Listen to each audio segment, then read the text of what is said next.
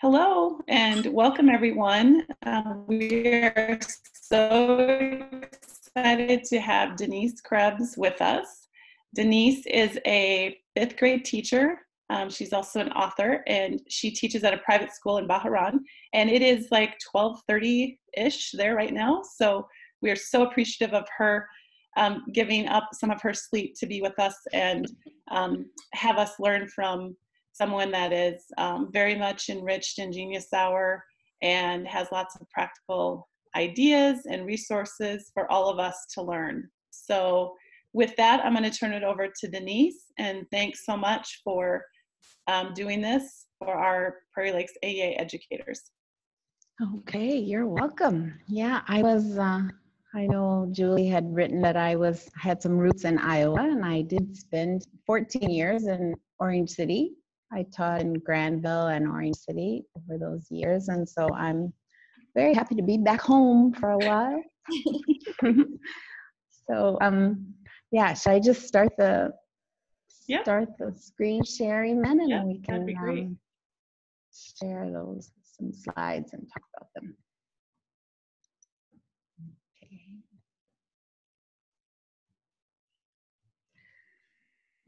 Okay, present.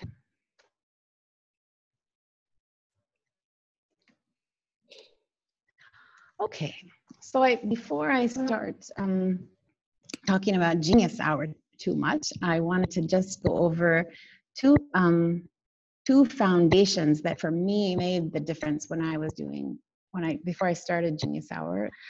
I had become chief learner in my classroom. And so this is a picture when I switched from my teacher desk to using a student desk. So I had painted this. All of our kids, I had taught 7th and 8th grade, and each year one side of the desks would be painted by a different class of students. So this was my desk for some time, and I think that my students became better learners when I joined them, like on this journey of learning. Like I wasn't such an expert anymore. I became the biggest learner, and they taught me a lot. The second thing, this was a painting that we did on the old teacher desk, and I feel like that was a time when I was able to, because I was knowing what I needed to do as a learner, then I was able to give that gift to them. So they became more learners as well, and more valued. I think that I learned how they were smart, and I respected their abilities more. And I don't know what happened.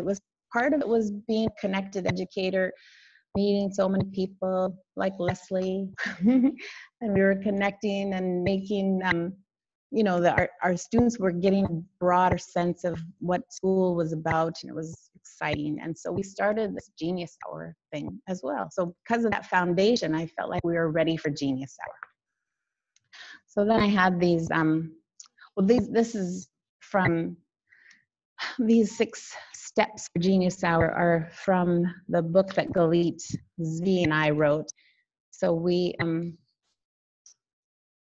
we'll just go through them, and anytime you want to stop and ask questions, we can, if anybody has anything. So first, before we get into the 6 steps, I have a little short video, like a 1-minute clip. I think 1 minute is all that you can do on Instagram, right? So I think it shows all the 6 steps. I won't mention what they are yet, but I think you'll see evidence of most of the steps in this little clip that we'll watch. These are just a quick view of a Genius Hour we did a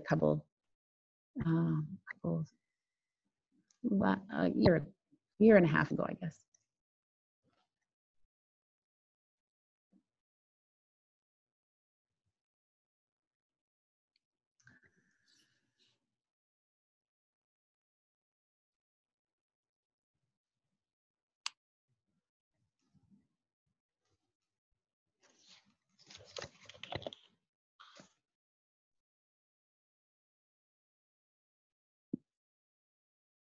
Oh, sorry.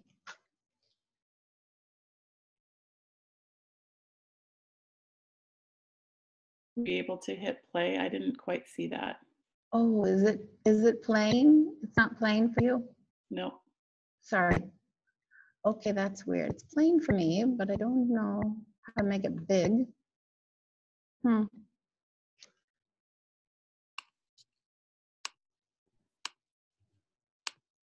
All right, we're going to resume our sharing with the video.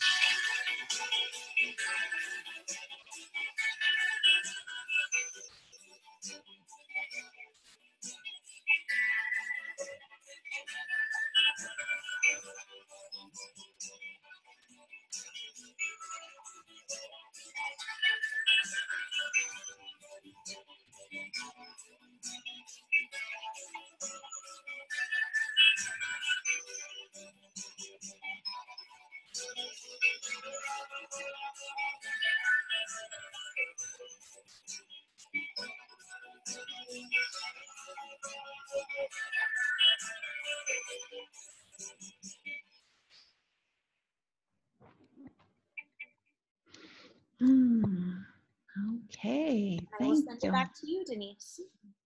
Okay.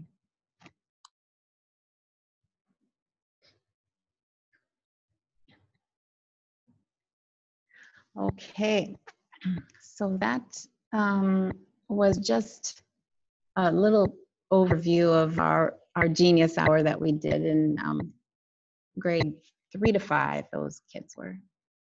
Let me change my. Oh boy, now I'm going to go here again. Sorry. Okay, I want to get past this slide. There we go. Okay, sorry for that. That was a troublesome spot. But okay, so we'll go on to the six steps now and see what we thought that are important for doing Genius Hour.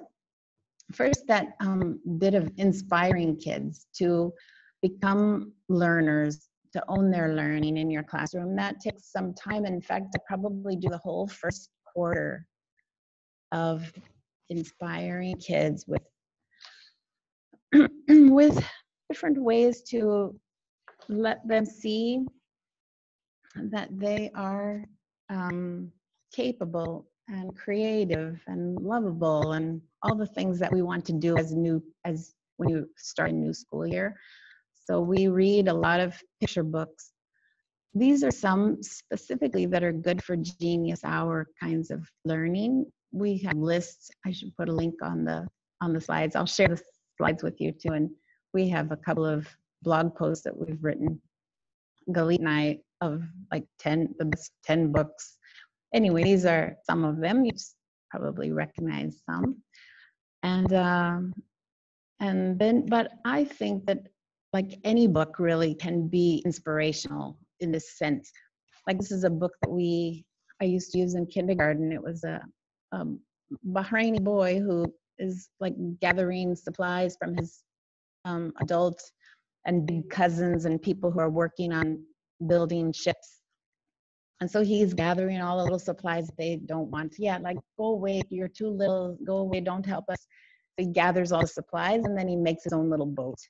And then they're very impressed at the end. So we use that as inspiration for becoming makers in kindergarten. So really any book. So, and then there's a whole slew of videos that you can watch for inspiration. There's also, I think there will be a link here for some videos, but yeah, anything just to inspire their learning. And then also this happens kind of simultaneously throughout my first quarter, where we'll have some wondering, like helping kids know that questions are welcomed here. And so we have wonder walls where you just, like in the middle of science, maybe some history question comes up, and if you don't have time to deal with it, then you can just put sticky notes up on a wonder wall. And later, when you have time, you can deal with some of them.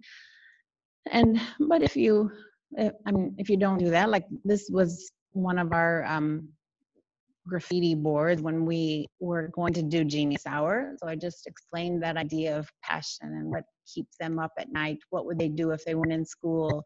Those ideas that the things that we love to do. So we just wrote them all over, and that starts getting other people ideas like, oh yeah, I wonder about that too. I don't know about that, and I love this. And so yeah, so you can do this really quick if you don't do a wonder wall all the time, all year long. There's also an individual version of it here. I have this tiny URL down here if you want to go see this. It's like Google, Google Doc. You can just use it and revise it and edit it for yourself. But I like this, and kids have then they have a little foundation for things. Like if they keep this handy when you're doing Genius Hour, when you're going to be able to, like you want them to pick a topic or an idea, start questioning, then okay, let me look at this. Oh yeah, I forgot about that. I can do this. They have this handy. A second? Yes. Do you I'm get, sorry, so I'm thinking about like my own son is this age. Do you get some pushback? Like, do you encourage them to keep going and come up with 10? Or do you say if you only get to 5, that's okay? Yes. In fact, I would just sometimes I just let them go until they get some, like if something sticks, like okay, we're finished with that, put it away for now. Like, yeah, we don't have to do that. We don't have to fill it all up. I'll tell about that little guy who made the hydraulic system. I was telling Julie earlier, and I remember doing that too. Like he was writing a list, and when we got to hydraulics, it was like that clicked for him. So okay, finished. Put it away and let's start thinking how we can do hydraulics. But that was a good question. So yeah, so you wonder. So they're talking about passions. They're thinking about all the things, and they really are getting so excited because you've told them now somewhere along the way, like if it's getting close to when you're going to do your first Genius Hour, you've told them, we're going to just let you do whatever you want to learn. We're going to let you learn whatever you want to learn. It's what?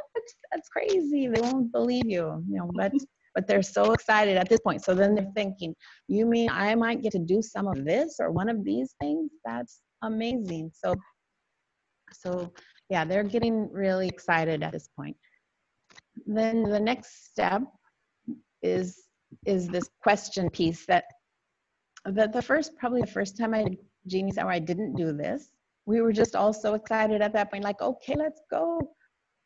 Everybody just started doing what they wanted to do. But it got, there were a few lost souls in that way, where they just have an idea, they have something they love, maybe Minecraft, but okay, they do that every day at home. It wasn't anything special or new for them. So we got into this idea of developing the question for them to know exactly what they wanted to learn. Not exactly, but at least a place to start. Any questions yet? Since it says question. Okay. So one way that we find has helped students find a good Genius Hour question is to deal with that Googleable versus non-Googleable questions. And so first, yeah, it can be like a lesson where you just have them come up with questions or find questions in their books that they're reading or whatever. Just list a bunch of questions and then start sorting them. Like which ones are easy to answer. Like it just needs a quick look in a book or a Google search. And then which ones are pretty hard and tough questions.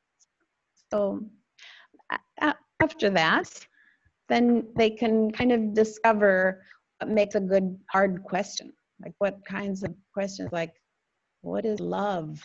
You don't just Google that or ask Siri, you know, maybe for a silly answer, but things like essential questions are deeper and richer and more complicated. So they have, they can see the difference.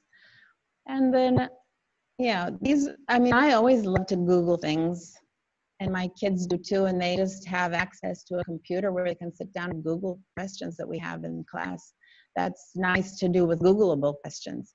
But for the non-Googleable ones, they can just be stored up in their file if they have some kind of notebook, a Genius Hour notebook, or like on that list of 40 things. It can be on the other side of that, you know, just like ideas for questions like, oh yeah, that sounds like a good Genius Hour project. Sometime I'll do that. We have some examples of questions over the years. Some are not that, which leads us to our next step. Sorry. So after they develop a question, then we just let them go, you know, and then this is where it gets a little chaotic, maybe a little bit of everybody doing their own thing. And if you have multiple spaces or multiple teachers, it's really nice. Like when we did it with our whole department, it was fun to have, you know, the sports teacher was involved, the art teacher, the science and math, we were all involved. And so they could do it in English or Arabic. They were all over in all of our spaces, you know, so it was really special. But that's very unusual unless you want to do it with your whole school or department at the same time. That was fun too. But oftentimes you're just by yourself and you have your own space, and they're still going to be in different corners of the room and doing their own thing, even with one teacher. But so here's a list of some kinds of questions.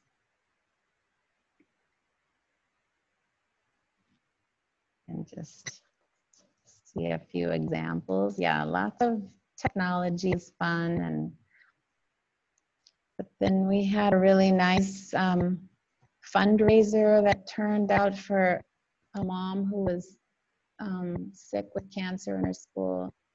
Kids baking and cooking dinners for that family, making like knitted scarves, and then we sold them at a fundraiser for her. But lots of Genius Hour projects for that family came as a result of Genius Hour. You know, they get an idea, they are given time to do something special, and it's it can be really, really powerful.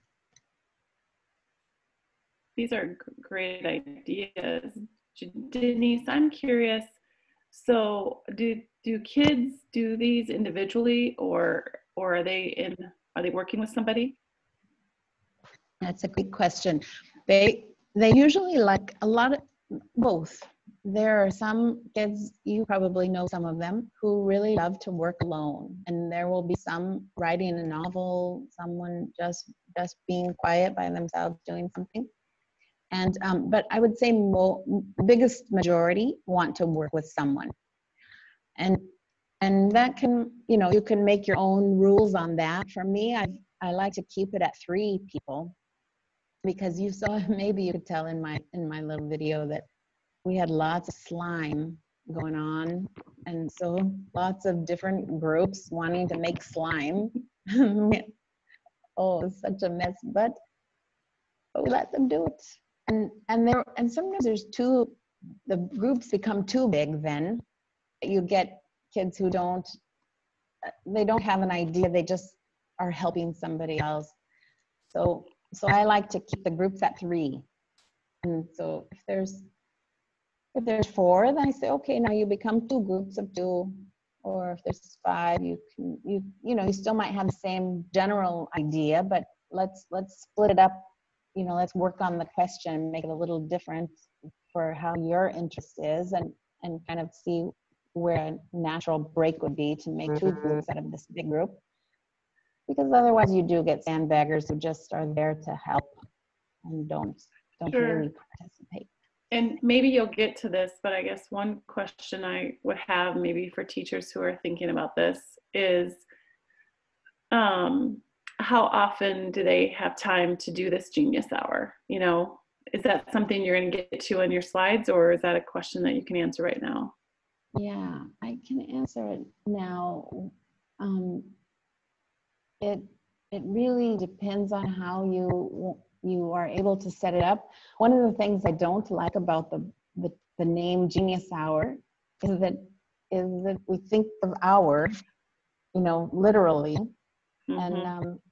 and it doesn't certainly have to be that.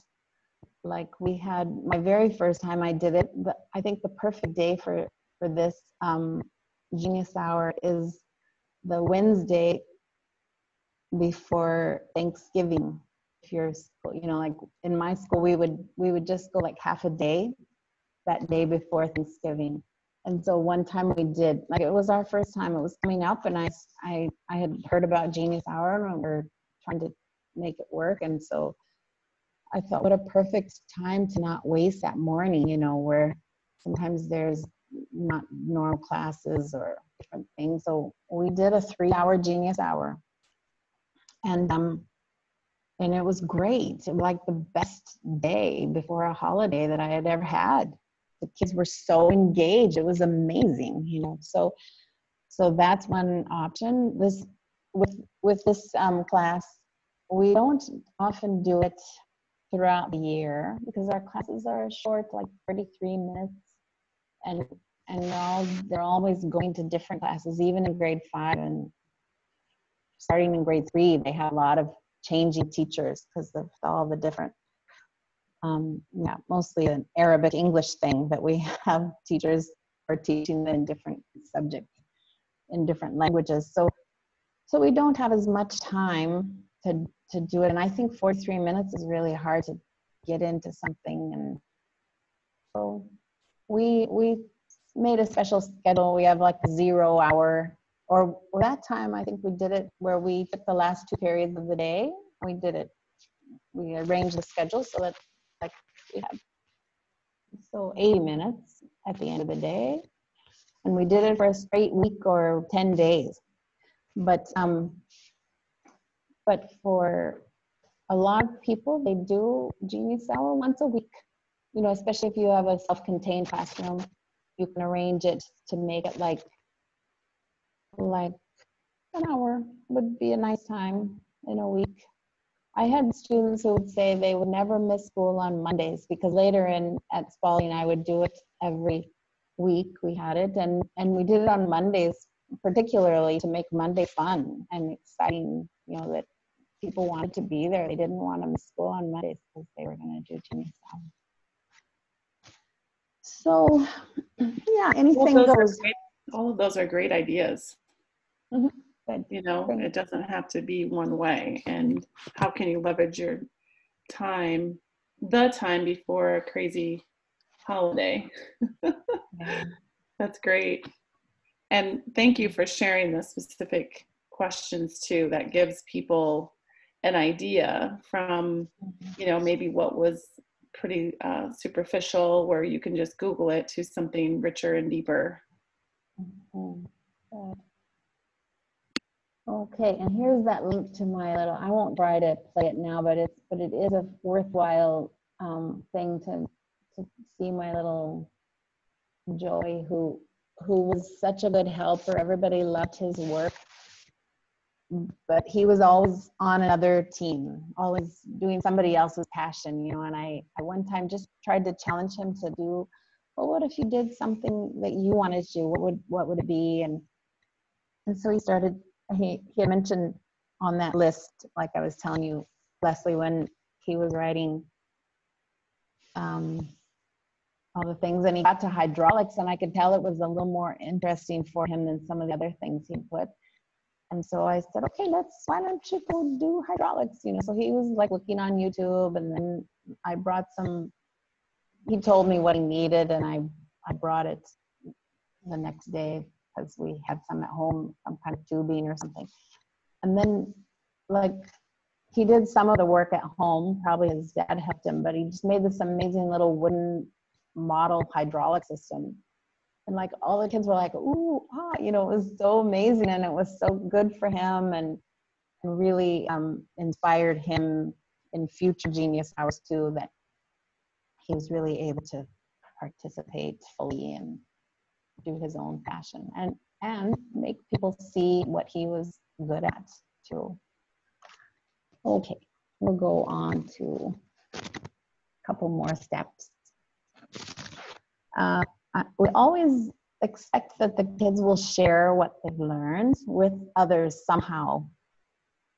And this can also be very flexible. Some teachers will do it where they have a season, say some high schools will do a semester-long project.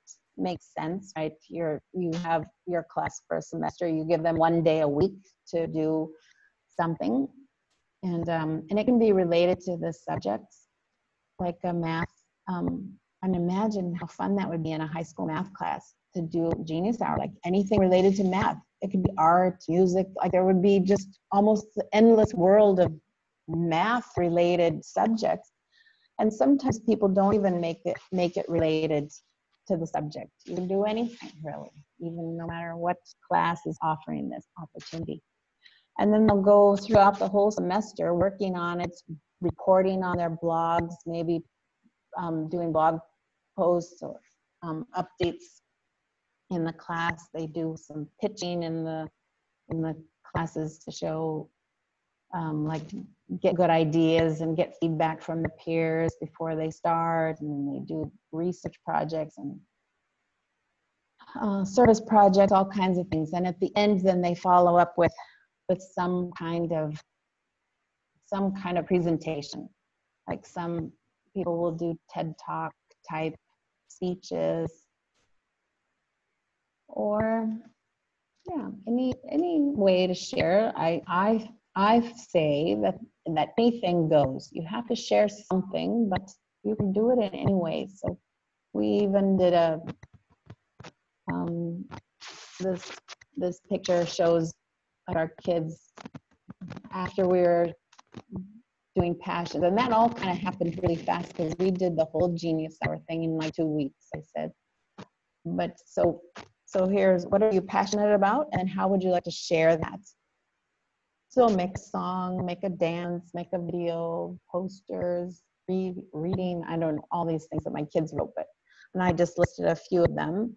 Some they could do blog posts, and they don't have to stand up in front and do a speech. But a lot of our kids love to give speeches, actually, so we all were up front. So some way to share what you've learned. And it could be, like we said, a service project, for the ones who are baking for a family who needs support. That's a way to share. Then last, which is good for all of us in every area of life, we expect some reflection from them, what went well, how did it go, and so there's a couple things that we do, personal reflections on their learning, which is part of the whole thing at the beginning when we talked about them owning their learning. They need to also know where they didn't measure up, where they want to do better next time. So we have this self-assessment. This is a new one, actually, especially for you, because this will be in our next, the next second edition of the book that we wrote. We had another one that was quite popular, the creativity rubric. We had some categories that like things like these, being inquisitive, being willing to accept ambiguity and uncertainty. Like those are signs of creativity. So we ask them to measure themselves on that. So this one, we just designed it like this Genius Hour rubric. So we'd ask kids to say, was this area of strength or an area where I need to improve next time? I'm not doing this yet. I can do better next time. So that we always had them follow up with some kind of reflection like this, like, because you're giving them ownership, right? So, and we think that it's better not to do grades. That's another question that can come up. Like, I don't want to be graded on my passion projects. Thank you very much. That a teacher would tell me how I did on something I'm passionate about. So I like to not do that for my students either. Not that you can't grade some things, like I can grade their blog post. If they write a blog post about something, I can have a rubric and grade their blog post. But the process, maybe a few steps along the way, I might grade something, but for the overall thing, it's like a self-assessment for them. So Denise, do you provide any feedback along the way? And if so, in like what format or in what way? Yeah, great question. And I should have thought of that. Yeah, I could have had a nice, there's some ideas along the way too where, that's interesting, that's not in here. But yes, the teacher is like a great resource and facilitator and questioner, helping them along the way.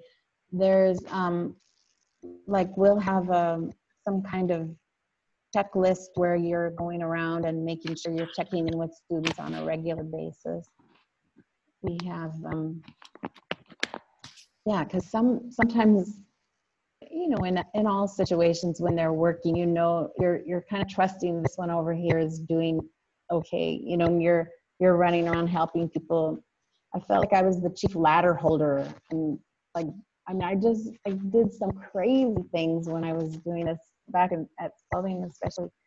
We had a great situation with lots of different rooms and kitchen, and we had a good place, but sometimes I was thinking, we're in danger, like I'm holding a ladder and someone's up on a ladder.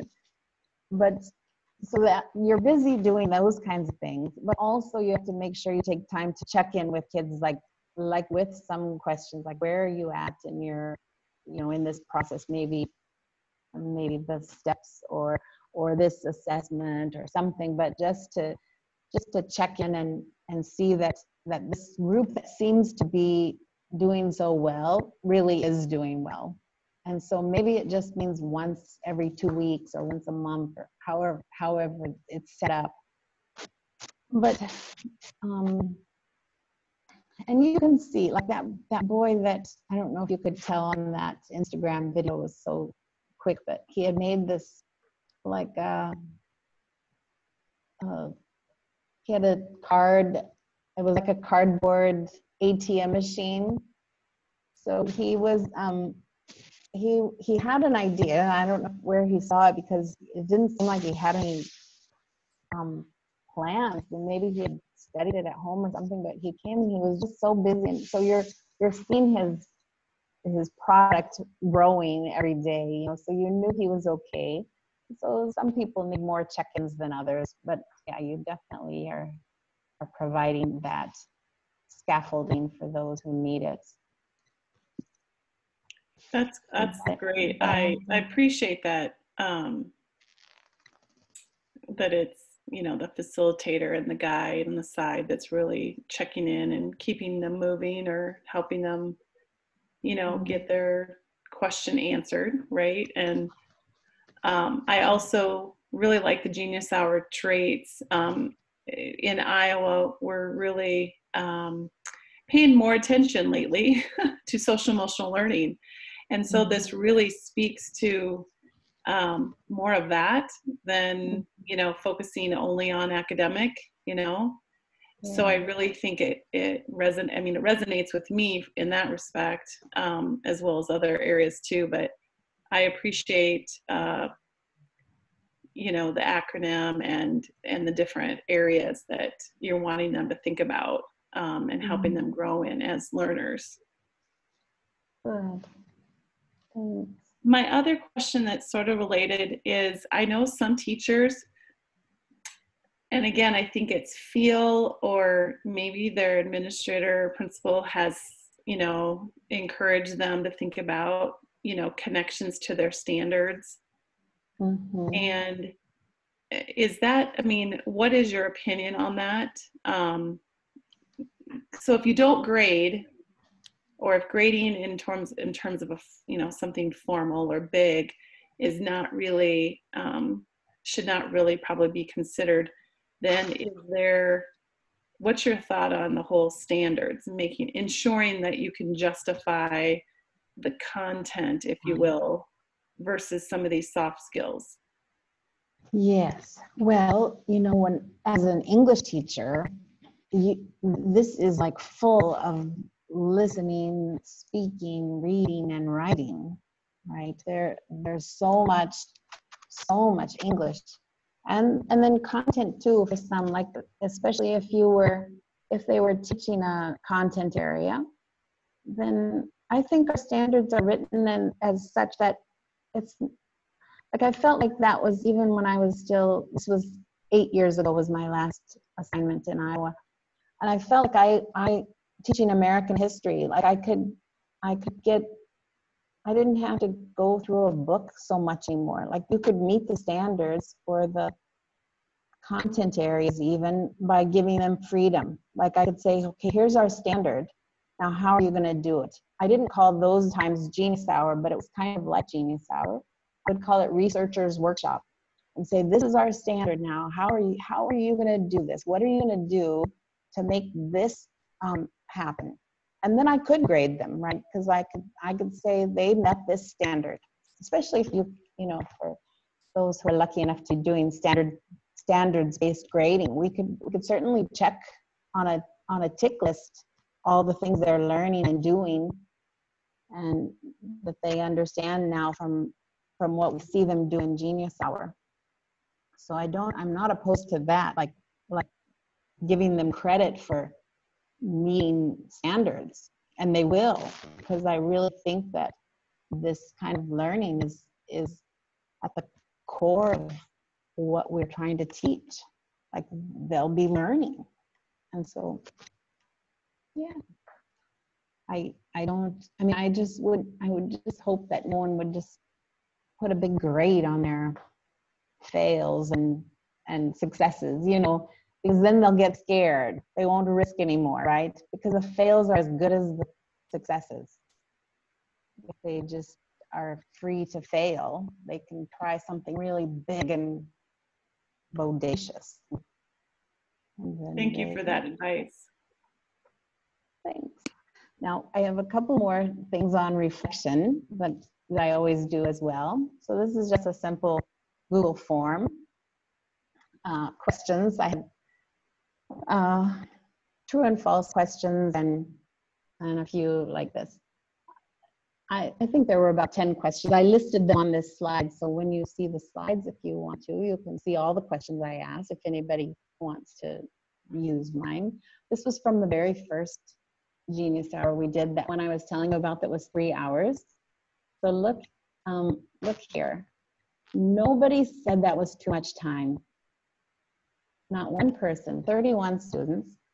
And it was the time we were given for Genius Hour was either just right or not enough time.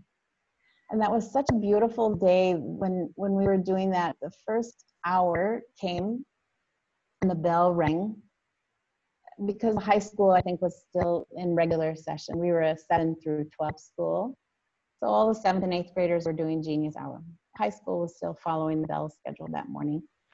So so the bell rings and like kids are like, oh no, shoot. Like they just didn't want to go. And it was so fun to be able to say, oh no, you don't have to go. Like how many times does that happen in the morning where they don't want to leave first period? They just stayed because they're going to be there for second period and third period and fourth period probably because it was 3 hours. So they all, and look at 17%, 55% said it wasn't enough time. So that's the kind of learning that happens in Genius Hour. Like how often does that happen in our regular school days? Not often enough. Not often enough for the kids. So yeah, here was another question. When I had a problem, I was able to problem solve by myself.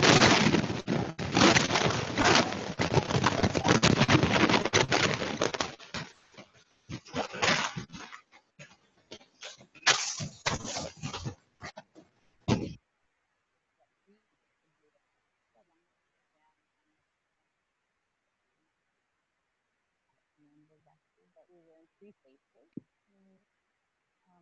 I just wanted to make sure that they felt like they were not wasting time. Denise, we're having trouble hearing you. Sorry.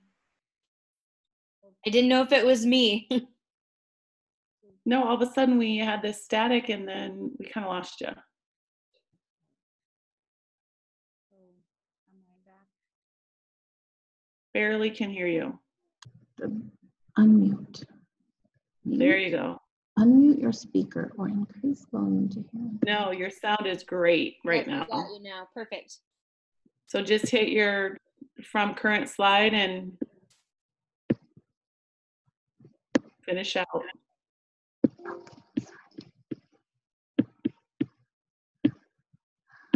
Okay. Are you seeing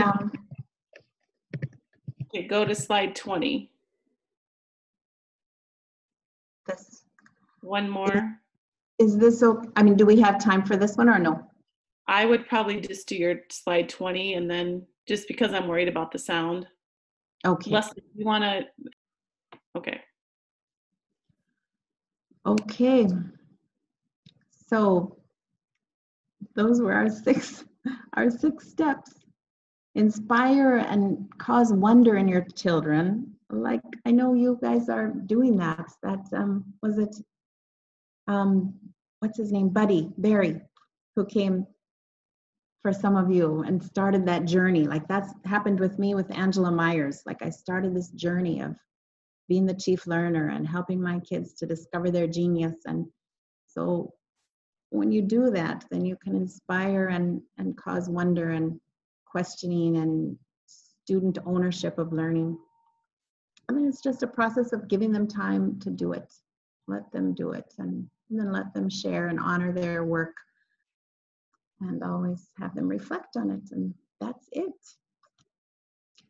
So here's some slides with, or some ways that you can connect with me. We would love to have you use Genius Hour and share your work that you do.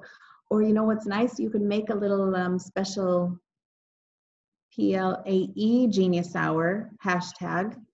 Then you know, you guys can make a community too with all the people who are starting to do this kind of stuff. It's really nice to be part of a community, builds that rapport. I put these slides on this tiny URL too, so if you want to use those, if you watch the webinar later and want to be able to click the links or something, you can go there. Perfect. Thank you so much. We appreciate all your wonderful advice, the structure, the tools, the resources. You have provided a wealth of information for people who are at the beginning stages, or maybe they've started, but maybe needed just a little bit more guidance, kind of to your question, to your point about, you know, adding step 3 after getting started. So we so appreciate you getting this organized and taking the time out of your busy schedule and then staying up until 1:30 in the middle of the night and doing this for our educators. We appreciate it, and we know that others will appreciate this information. We'll be passing it along in different ways in which we interact with educators. We do want to know what the name of your book is that's coming out or going to be released in the winter. What is the name of it? Yeah, it's the Genius Hour Guidebook. It's okay. The same. Yeah, we wrote it several years ago, but now they're doing the second edition. I mean, not the second, revised. What's it called? Second edition. Yeah, same book. Sure. Perfect. We'll definitely be encouraging folks to look for that as well. Okay. So Leslie, do you have any final words? Oh, I just wanted to say thank you and how much I appreciated her reflection piece and the connections we can make to that. So thank you so much. You're welcome. Good. And I'll send that copy, since we didn't have any live participants here. We'll send that copy to the AEA for you guys, so you can put in your library. Thank you so much, Denise. Yeah, It's so very nice to meet you. You too. Thanks. Good to see you again, Leslie, too. Thanks, you too. Bye-bye.